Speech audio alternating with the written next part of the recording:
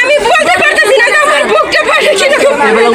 আমরা গ্রামবাসী সবাই মিলে এই হত্যাকাণ্ডের সাথে যারা জড়িত তাদের দৃষ্টান্তমূলক শাস্তি দাবি করতেছি। বলছে যে এরকম ওরাও এটা হত্যাই করছে, কারণ ও এরকম আমাদের গ্রামবাসী আমার বোন নামাজ পড়তো, সে একটাই দাবি, এই হত্যাকাণ্ডের সাথে যারা জড়িত তাদের যেন সরকার তাদের যেন শাস্তি দেয়।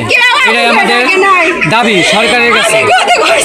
সঠিক আইনের প্রক্রিয়ায় সঠিক বিচার যেন আমরা পাই, এতটুকুই আমাদের কাছে এই সরকারের কাছে আমাদের আবদার। আমার বোনরে মারছে, তাকে বিচার চাই। আমরা তাদের ফাঁসি চাই। আমার বোনরে লাশ করছে, আমি তাকে বলতে ওগো লাশ চাই, আমি ওগো লাশ চাই, আমি ওগো লাশ চাই। আপনারা সবাই কি ফাঁসি চান নাকি? ফাঁসি চাই,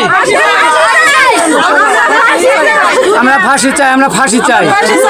যারা এই হত্যাকাণ্ডের সাথে জড়িত, যারা এই হত্যা করছে, এই 14-15 বছরের মেয়েকে যারা নৃশংসভাবে হত্যা করছে, আমরা সবাই মিলে তাদের ফাঁসি চাই। এই আপনারা কি বলেন?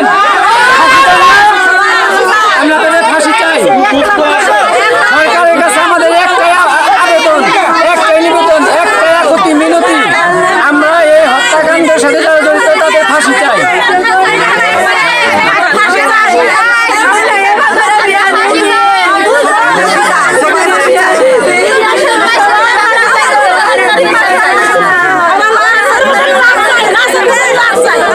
মোবাইলে চার্জ নাই, চার্জ দেয়।